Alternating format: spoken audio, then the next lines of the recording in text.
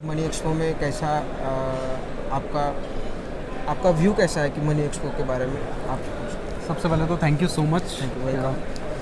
सो मेरा नाम है नीरज जोशी, मैं देहरादून उत्तराखंड से हूँ। हमारा एक यूट्यूब चैनल है स्टॉक मार्केट के ऊपर ही, जिसका चैनल का नाम भी नीरज जोशी ही है।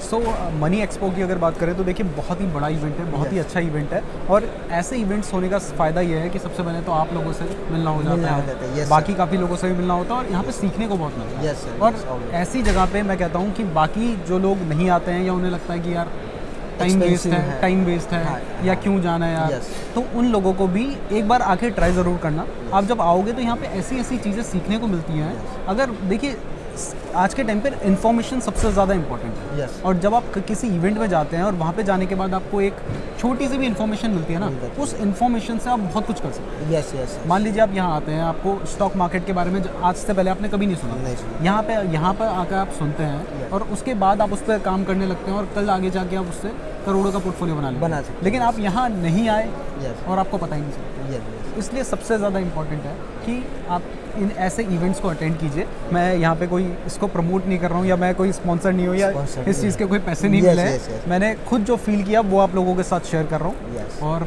इवेंट बहुत अच्छा है, 2 दिन का ये इवेंट था और काफ़ी अच्छे यहाँ पे कॉन्फ्रेंसेस वगैरह भी हुई हैं और बहुत कुछ आपको यहाँ पे सीखने को मिल सकता है। और सर जो आप उत्तराखंड से हो और जहाँ तक मुझे पता है उत्तराखंड या फिर महाराष्ट्र भी ऐसे स्टेट्स है कि जहाँ पे फाइनेंशियल लिटरेसी का बहुत ही जिसे कहेंगे अवेयरनेस नहीं है। तो फाइनेंशियल लिटरेसी के लिए आप क्या कहना चाहोगे कि हम यूथ को, हमारे अपकमिंग इंडियंस को आप क्या मैसेज देना चाहोगे? देखिए वैसे तो पहले के टाइम पर होता था कि इंसान किसी दूसरी स्टेट पर रहता है और उसको उस चीज़ के बारे में जानकारी नहीं पता चलती थी। मेरे को भी आज के टाइम पर इंटरनेट के माध्यम से सब कुछ पता चल जाता है। पहले होता था कि यार कोई उत्तराखंड में कभी स्टॉक मार्केट से रिलेटेड बात ही नहीं हुई तो किसी को पता ही नहीं चला। और मुंबई में हो रही है तो सबको मालूम है, वहाँ पता चल रहा है। तो आज के टाइम पर इंटरनेट के थ्रू आपको सब कुछ पता चल सकता है। बस ज़रूरत है कि आपका जो माइंडसेट होना चाहिए वो सीखने वाला होना चाहिए। ज़्यादातर लोग अभी रील्स में टाइम पास वाली रील्स अगर देखोगे तो आपके माइंड में जो कंटेंट जाएगा वही कंटेंट आपके माइंड से वही थॉट्स लेकर आएंगे।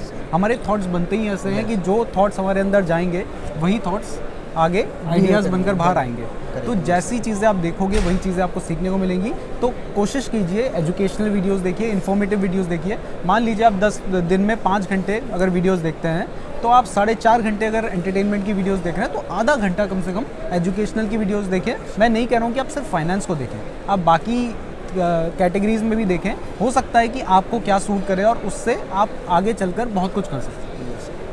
और सर मैं पूछना चाहूँगा कि जो स्टार्टिंग वाला ट्रेडर रहता है कि जैसा हमने एग्जीबिशन में भी देखा, यहाँ पे प्रेजेंटेशन में भी देखा कि लोग कैसे अग्रेसिवली आते हैं और जो स्पीड होती है उनके आने की, तो उनके बारे में स्पीड होती है उनके जाने की। हाँ, वही उनकी स्पीड जाने की होती है। हाँ। तो हमारे यूथ है, हमारे यूट्यूब चैनल से जुड़े बहुत से ऐसे जो मेंबर्स हैं उन्हें भी मैं कहना चाहूँगा कि जोशी जी भी कह रहे हैं और मैं भी कर रहा हूँ और बाकी के जो यूट्यूबर्स अभी यहाँ पे आए थे और पुष्कर राज ठाकुर जी भी आए थे, तो उन्होंने भी कहा है कि अग्रेसिवली मार्केट में नहीं आना है। तो इसके बारे में आप क्या कहना चाहोगे कि ये कम करने के लिए, इसे कम करने के लिए, रोकने के लिए क्या करना होगा?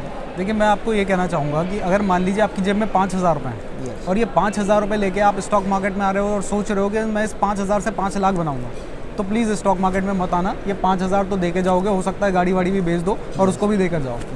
तो अगर आप एक फिक्स्ड अमाउंट के साथ और फिर एक ऐसी बहुत बड़ी एक्सपेक्टेशन के साथ आओगे, क्योंकि आजकल इंटरनेट पे का टाइम है तो लोग देखते हैं कि उस बंदे ने आज 1 लाख कमाए, कोई 10 लाख कमा रहा, कोई 15 लाख कमा रहा। मतलब ऐसा लगता है कि ये हो क्या रहा है इस पृथ्वी में, ऐसा कैसे हो सकता है? कहाँ तो लोग 15,000 20,000 के लिए महीने की जॉब कर रहे हैं, ये 15 लाख दिन का बैठ के कमा रहा है। तो ये देख के जो यूथ है वो बहुत ज़्यादा एक्साइटेड हो जाता है और उसके बाद उन्हें लगता है कि मैंने भी यही काम करना चाहिए। ज़रूरी नहीं है कि उनको वो सूट करे, नहीं, ठीक है। तो आपको सबसे पहले जिस भी फील्ड में चाहे आप घुसना चाहते हैं, वो स्टॉक मार्केट हो या कोई भी फील्ड है, पहले उसके बारे में ज़्यादा से ज़्यादा इन्फॉर्मेशन दीजिए। और स्टॉक मार्केट एक ऐसी फील्ड है जहाँ पर अगर आप फिक्स्ड अमाउंट के साथ आओगे और फिर इतनी बड़ी एक्सपेक्टेशन के साथ आओगे तो वहाँ पर सक्सेस होना आपके लिए एक मुश्किल होगा।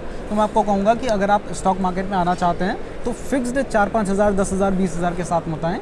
ऐसा रखें कि आपके पास हर महीने 10-15 हज़ार आ रहा है, 15-20 हज़ार या 5,000 अगर हैं तो कम से कम हर महीने के हों, ताकि एक महीने अगर आप उसे सीखने में खर्च कर दो तो अगले महीने भी आपके पास हों, और ताकि इससे सबसे ज़्यादा इंपॉर्टेंट स्टॉक मार्केट में होते हैं इमोशंस। तभी आप अपने इमोशंस को कंट्रोल कर पाएंगे।